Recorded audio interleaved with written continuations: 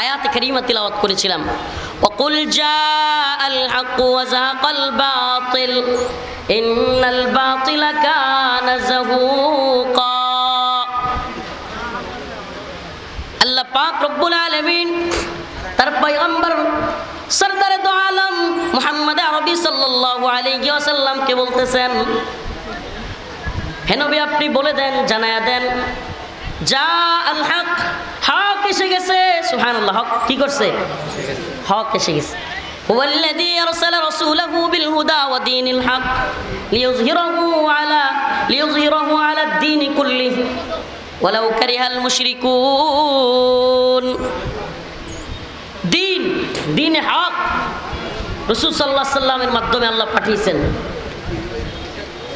হুয়াল্লাযী আরসালা রাসূলাহু বিল হুদা ওয়া দীনিল হক, দ্বীনে হক সহকারে রাসূল সাল্লাল্লাহু আলাইহি ওয়াসাল্লামকে আল্লাহ পাক পাঠিয়েছেন হেদায়েত সহকারে। যদিও এটা মুশরিকরা অপছন্দ করে। মুশরিকরা কি করে? লিইয়ুযহিরাহু আলা আদ-দীনি কুল্লি, সমস্ত দ্বীনের উপর এই দ্বীনকে বিজয়ী অবস্থায় দেখবার জন্য। সুবহানাল্লাহ। কি জন্য? এই দ্বীন কি লাঞ্ছিত হবে না বিজয়ী হবে? কথা কয় না। এই দ্বীন কি লাঞ্ছিত নাকি বিজয়ী?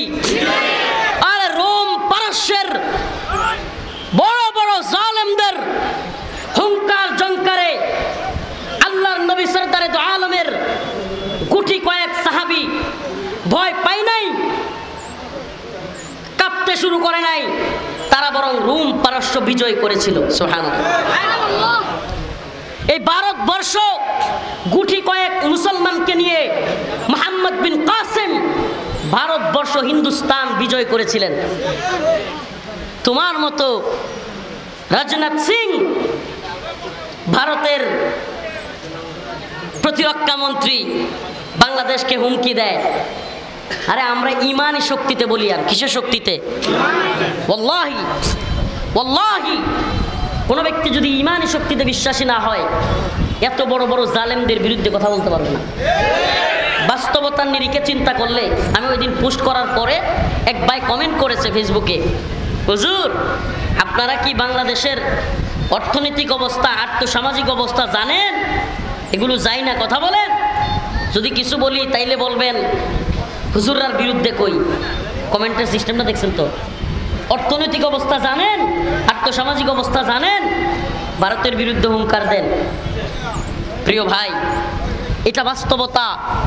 যদি আপনি বাস্তবতার নিরিখে চিন্তা করেন, ভারতের মতো শক্তিশালী রাষ্ট্রের বিরুদ্ধে কথা বলতে পারবেন না। বাস্তবতার নিরিখে চিন্তা করেন, আমাদের অবস্থা বড় ভয়াবহ, আমাদের অবস্থা বড় নাজুক, আমরা অনেকেই বুঝতেছি না। আসছি যেহেতু দুইটা মেসেজ দিয়ে যায়, প্রিয় নেত্রকোনাবাসী, আমরা পার্বত্য অঞ্চলের মানুষ। নেত্রকোনা হলো বাংলাদেশের একটা সীমান্ত জেলা।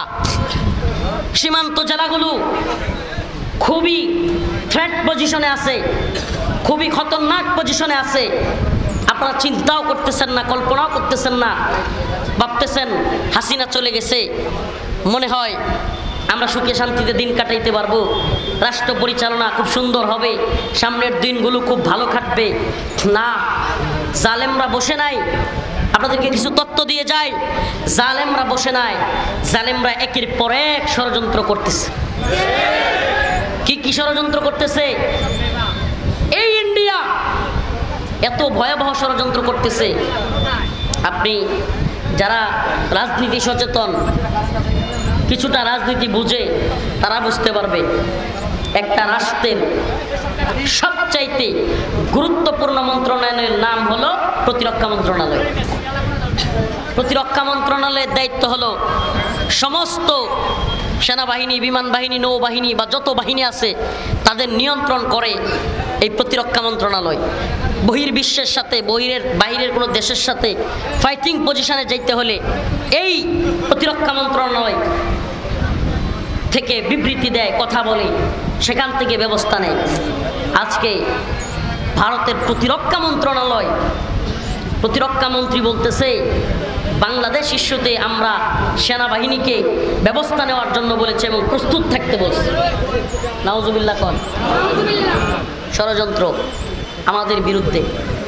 এই মুসলিমদের বিরুদ্ধে আপনারা যারা এখনো এদিক সেদিক তাকাইতেছেন, গতানুগতিক মাহফিলে আসার বক্তা দেখা আর ভাইরাল হুজুরকে একটু দেখা যাওয়া, একটা সেলফি তোলার নেশায় আবদ্ধ, তাদেরকে বলি বিবেকের বন্ধ দরজাটা একটু খুলেন, একটু খেয়াল করে কথাটা শুনেন।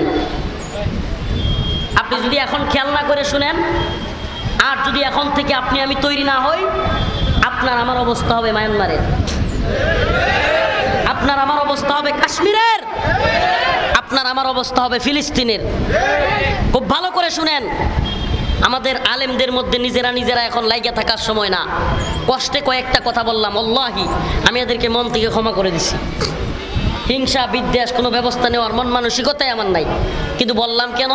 বলছি দীর্ঘদিনের কষ্ট জমা ছিল, তো নিজের এলাকার মানুষ পায়া এত্রুকুনাই প্রথম প্রোগ্রাম, সেই হিসাবে কিছু অবস্থাটা জানাইলাম আপনারা, কিনলে গাইতে পারি নাই। কথাটা বুঝছেন? দায়ীকে সরকার না, দায়ীকে নেত্রকোনায়, কথাটা ভালোভাবে বুঝেন, নেত্রকোনায় দায়ী প্রশাসন নয়, নেত্রকোনায় দায়ী ছিল একদল আলেম, এটা জানার জন্য। আল্লাহ আমাদেরকে বোঝার তৌফিক দান করুক। কিন্তু এগুলো নিয়ে পড়ে থাকার সময় না, এখন এদেরকে মাফ করে দেওয়ার সময়। প্রয়োজনে বুকে জড়ায় নিতে হবে, তবুও কিছু করার নাই। কেন? কারণ এই উম্মা নাজুক পরিস্থিতিতে। যদি কেউ মনে করে হাসিনা গেছে খুব ভালো অবস্থানে আছি, না, খুব নাজুক পরিস্থিতিতে আছি। আচ্ছা বলেন, যারা আমাদের দেশে ট্রানজিট সুবিধা পাইতো, ট্রানজিট বুঝুন তো, মনে করেন ভারতেরই একটা রাজ্য থেকে অন্য একটা রাজ্যে বাংলাদেশ পুরাটা পার হইয়া বাস যাবে, ট্রাক যাবে, বিভিন্ন মালামাল যাবে, আমাদের বাংলাদেশের কোনো প্রশাসন চেকও করতে পারবে না। কল্পনা করছেন? আমার কথা কি শোনা যায়? আপনি চিন্তা করতে পারতেছেন? আর এক দেশের গাড়ি যাবে এই দেশের উপর দিয়ে, এই দেশ কি করতে পারবে না? চেক করতে পারবে না। এখন এটার ভিতরে কি অস্ত্র আছে না বোমা আছে, নাকি এটার ভিতরে সেনাবাহিনী আছে, এটা আমরা জানি। এরপরে কি হাসিনা সর্বশেষ যে কাজটা করছিল, বাংলাদেশের স্বাধীনতার উপর সবচেয়ে বড় হস্তক্ষেপ, এটা হলো ভারতের এক রাজ্য থেকে অন্য আরেকটা রাজ্যে বাংলাদেশের বুকের ভিতর দিয়ে ট্রেন যাবে, কি যাবে? রেল লাইন যাবে, ট্রেন যাবে, আর বাংলাদেশে কোনো চেক হবে না। নাউজুবিল্লাহ। আল্লাহ আমরা অনেকটা বাঁচাইছে, আল্লাহ পাকের এটা খাস মেহেরবানি। কিন্তু একটা কথা, গরম লাগতেছে, লম্বা আলোচনা করব না, খুব অল্প সময়ে বলে দিব, বাতেলরা পরাজয়ের সময় হয়েছে, হক বিজয় হওয়ার সময় কাছাকাছি। আমি যেই কথাটা বলতেছিলাম, ওই যে আয়াত পড়েছিলাম আইজ্জাতিন আল, যেখান থেকে গিয়েছিলাম মনে আছে? আদিল্লাতিন আলাল মুমিনিন আইজ্জাতিন আলাল কাফিরিন ইউজাহিদুনা ফি সাবিলিল্লাহ ওয়ালা ইয়াখাফুনা লাওমাতা লাইম। যে আল্লাহ পাক এই উম্মার যুবকদের মধ্যে একটা দল তৈরি করে দিতেছেন। এরা আলেম না, এরা সাধারণ ভার্সিটি পড়ুয়া ছাত্র, কলেজ পড়ুয়া ছাত্র। এরা হুজুর আজকে টাকনুর উপরে কাপড় পরে, 5 ওয়াক্ত নামাজ পড়ে, কোরআন পড়ে। এরা নিজেদের ওয়াইফকে পর্দায় রাখে, নিজেদের বোনকে পর্দায় রাখে। এরা আজ হালাল হারাম বেচে খায়। এরা আজকে ইসলামের পূর্ণাঙ্গ প্র্যাকটিস করতেছে। আল্লাহি আমি সেই সমস্ত যুবকদেরকে নিয়ে আগামীর বাংলাদেশ গড়বার স্বপ্ন দেখি। আজকে আমাদের আল্লাহ মাফ করুক, অনেক আলেমদের আমাদের ঘরে সঠিক মতো পর্দা নাই। অনেক আলেমদের মধ্যে দেখা যায় হালাল হারাম চিনে খাওয়ার মানসিকতা নাই। আল্লাহ আমাদের মাফ করুক, সবাই না। আলহামদুলিল্লাহ আলেমদের অনেক মেহনত আছে, হকপন্থী আলেমদের। আজকে এই মেহনতের কারণে অনেক যুবকেরা, ওরা আমাদেরকে জেলে পড়ছে, বছরকে বছর আটকায় রাখছে, কিন্তু উম্মাহ এমন এক যুবক দল পেয়ে গেছে, সুবহানাল্লাহি ওয়া বিহামদিহি। আলেমরা জেলে থাকে, নূপুর শর্মা ভারতে বৈশা রসুলকে কটূক্তি করে, আর বাংলাদেশের নটর ডেম কলেজ সহ বাংলাদেশের কলেজ ভার্সিটির ছেলেরা রাস্তায় নাইমা নূপুর শর্মা এবং ভারতের বিরোধিতা করে। এটা মানসিক বিজয়। এটা কি বিজয়? মানসিক বিজয়। এটাকে বলে মানসিক বিজয়। এই বিজয় রুখে দেওয়ার সাধ্য কারণ নাই।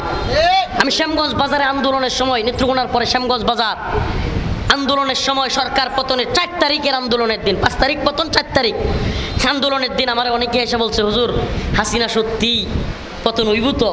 মানে মানুষের মধ্যে তখনও সন্দেহ 4 তারিখে। আমি বলছিলাম শুনেন, নৈতিক পতন হয়ে গেছে। নৈতিক পতন কি? মানুষের মন থেকে কেউ উঠে যাওয়া। মানুষের মনের ভিতরে সর্বোচ্চভাবে কারো বিরুদ্ধ ঢুকে গেলে সেই মানুষ বেশি দিন টিকতে পারে না। সেটা রাষ্ট্রের হোক, আন্তর্জাতিক হোক, সামাজিক হোক। সামাজিকভাবেও কোনো নেতা বেশি নেতামি কইরা হুমানে মানুষরা কষ্ট দিলে হঠাৎ দেখবেন এই নেতার উপর কিলতাপ করার অভাব নাই। এটা একটা কাহিনী। এই জন্য নৈতিক পতন হয়ে গেছে। আমি বলতেছিলাম যে আল্লাহ পাক আমাদেরকে নৈতিকভাবে একদল যুবক তৈরি করে দিচ্ছে। ভার্সিটিতে পড়ে, কলেজে পড়ে, সুবহানাল্লাহ। এরা টাকনুর উপর কাপড় পরে, এরা দাঁড়িয়ে রাখতেছে, এরা নামাজ পড়ে, বউকে পর্দায় রাখে, হালাল হারাম খুঁজে। সুবহানাল্লাহ, সুবহানাল্লাহি ওয়া বিহামদিহি। আল্লাহ পাক এদের কথাই বলেছেন, আযিল্লাতিন আলাল মুমিনিন আইজ্জাতিন আলাল কাফিরিন। এরা মুমিনদের প্রতি নরম, কাফেরদের প্রতি শক্ত। ইজাহিদুনা ফি সাবিলিল্লাহ, এরা আল্লাহর রাস্তায় জিহাদ করবে। সুবহানাল্লাহ। এরা কি করবে আপনি কল্পনা করতে পারেন? আমরা ফিলিস্তিনের কথা ভাবতাম। ফিলিস্তিনের ছোট ছোট যুবকেরা ট্যাঙ্কের সামনে গিয়া, ইসরায়েলের সেনাদের সামনে গিয়া দাঁড়ায় যায়, ছোট ছোট ঢিল লইয়া কামানের সামনে গিয়া ঢিল মারে। সুবহানাল্লাহ। আমরা গর্ব করতাম ফিলিস্তিনিদেরকে নিয়ে। সুবহানাল্লাহ। আমরা এখন প্রজন্ম পাইলাম, এরাও পুলিশের গুলির সামনে গিয়া দাঁড়ায় যায়, সেনাবাহিনীর ট্যাঙ্কের সামনে গিয়া দাঁড়ায় যায়। ছোট্ট বাচ্চা পুলিশকে গিয়ে কিল ঘুষি দেওয়া শুরু করে। এই প্রজন্ম আমাদের দরকার ছিল। এই প্রজন্ম বিজয়ী প্রজন্ম। এই প্রজন্ম, আমরা এই প্রজন্মকে নিয়ে স্বপ্ন দেখি। দয়া করে এই প্রজন্মের এই আত্মবিশ্বাস, এই প্রজন্মের এগিয়ে চলাকে বাধা দেওয়ার চেষ্টা করবেন না। যেই শক্তি এই প্রজন্মের এই উত্থানকে, এই যুব শক্তিকে থামায় দেওয়ার চেষ্টা করবে, সে যেই হোক মুখ থুবড়ে পড়ে থাকবে। এজন্য আমি ব্যক্তিগতভাবে স্বপ্ন দেখি, আল্লাহি কারাগারের রাতকে রাত কসম করে বলছি কাটিয়ে দিতাম। এই প্রজন্মের কথা, এই উম্মার কথা কল্পনা করে রাতের বেলায় চোখের পানি ধরে রাখতে পারতাম না। কারাগারে নির্জন নির্জুম রুমের মধ্যে নির্ঘুম কাটাতাম, নির্জন একটা ছোট্ট কুঠুরির মধ্যে। প্রিয় ভাইরা, তোমরা যখন শত শত যুবক মোটরসাইকেল নিয়ে জজবা দেখায় স্লোগান দিয়ে আগায় যাও, তখন আমাদের কি মনে পড়ে জানো? ছোট্ট একটা কুঠুরির মধ্যে আমরা বছরকে বছর পড়েছিলাম। সেই বিল্ডিংয়ের নিচতলায় পানির ট্যাপ ছিল, খাওয়ার পানি আনতো, সেখানে পর্যন্ত আমাদেরকে নামতে দেওয়া হইতো না। পানির উসিলায় মাঝে মাঝে নামতাম, ঠাস করে বোতলটা বললেই উঠাইয়া দিত। এই জন্য বোতলটা না বইরা বোতলটা নিয়ে দাঁড়ায় থাকতাম। আয়সা বললে বলতাম পানি নিতে আসছি। সেই কথা মনে পড়ে যায়। ওই যে সিএনজিটা ঘুরায়, সেই কথা মনে পড়ছে। তোমরা যখন চিল্লাও তখন আমাদের মনে আসে এই জজবা, খ্যাতি, এই স্লোগান, এটার কোনো মূল্য নাই। আমাদের মনে যখন সেই দিনগুলো আসে, বোতল নিয়ে একটু দাঁড়ায় থাকি, কি জন্য? যে একটু খোলা আকাশ দেখব। আমাদের সেই দিনগুলো গিয়েছে। আমাদের লুঙ্গি খুলে ফেলা হয়েছে, আমাদের জুব্বা খোলা হয়েছে, আমাদেরকে মহিলা মেয়ে এসে জড়ায় ধরছে, আর সেই ক্যামেরার পর ক্যামেরা দিয়ে ছবি তুলছে আমাদের উপর দিয়ে। সেই দিনগুলো গেছে। এজন্য এই যশ খ্যাতি আর এই স্লোগান, এগুলো অন্যদের যেমন গায়ে লাগে, অন্যদের যেমন খুব হা এমন হয়, আমাদের এমন হয় না। আল্লাহি হয় না আমাদের এগুলোতে কেমন তেমন কোনো, কারণ আমরা জানি কঠিন পরিস্থিতিতে একমাত্র আল্লাহকেই পাওয়া যায়। এজন্য কথাও বলি কার জন্য? হাসিনা আছে নাকি ডক্টর ইউনূস সাহেব আছে, আমাদের সেটা দেখবার ন্যূনতম টাইম নাই যদি ইসলামের বিরুদ্ধে যায়। ওয়াল্লাহি আমাদের এগুলো দেখবার সময় নাই। ইসলামের বিরুদ্ধে ভারতীয় এজেন্ডা কিংবা পশ্চিমা সেকুলার ধর্মবিরোধী এজেন্ডা, সমকামী এজেন্ডাও যদি এ ভূখণ্ডে কেউ পায়তারা করে, এ ভূখণ্ডে কেউ চেষ্টা করে, আমরা এই যুব প্রজন্মকে নিয়ে তার বিরুদ্ধে ভাঙা জবাব দিব। আমরা যেমনি ভাবে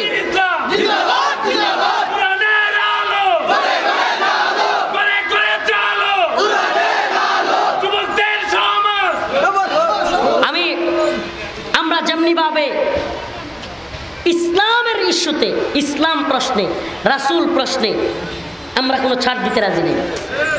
এটা একটু আরো ভালোভাবে অ্যানালাইজ করতে হবে, আমাদেরকে এটা একেবারে গভীর থেকে অনুধাবন করার চেষ্টা করতে হবে। এই কথাটা আরো, এই সবাই এদিকে তাকান, এই কথাটা একটু ভালোভাবে বোঝার চেষ্টা করেন।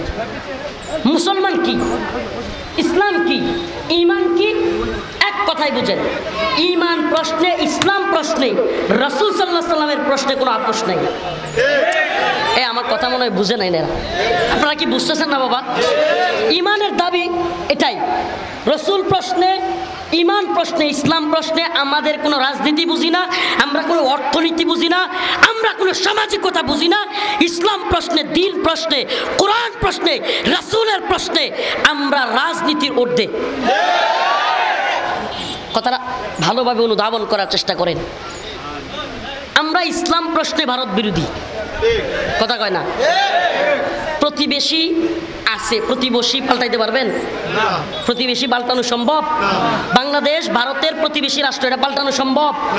প্রতিবেশী আছে, প্রতিবেশী থাকবে, কিন্তু প্রতিবেশী যদি ইসলাম নিয়ে ষড়যন্ত্র করে এই প্রতিবেশীর দাঁত ভাঙা জবাব দিতে হবে। এই প্রশ্নে আমরা আপোষহীন। প্রতিবেশী থাকবে, প্রতিবেশীর সাথে ব্যবসায়িক লেনদেন থাকতে পারে, বিভিন্ন কূটনৈতিক বিষয় থাকতে পারে, এটা আমরাও বুঝি, এত বুঝেন না। এগুলো ছোট বাচ্চারাও এই রাজনীতি এখন বুঝে, এই রাজনীতি বোঝানোর কিছু নাই। কিন্তু ইসলাম প্রশ্নে, দ্বীন প্রশ্নে, ঈমান প্রশ্নে রাসূল সাল্লাল্লাহু আলাইহি সাল্লামকে নিয়ে কেউ কথা বলবে, তখন আমরা কাউকে দেখব না। এটা ঈমানের দাবি। এটা কিসের দাবি? যদি কোনো ব্যক্তি বলে রাসূলকে কেউ করলেও আমি রাজনীতি সিস্টেম করব,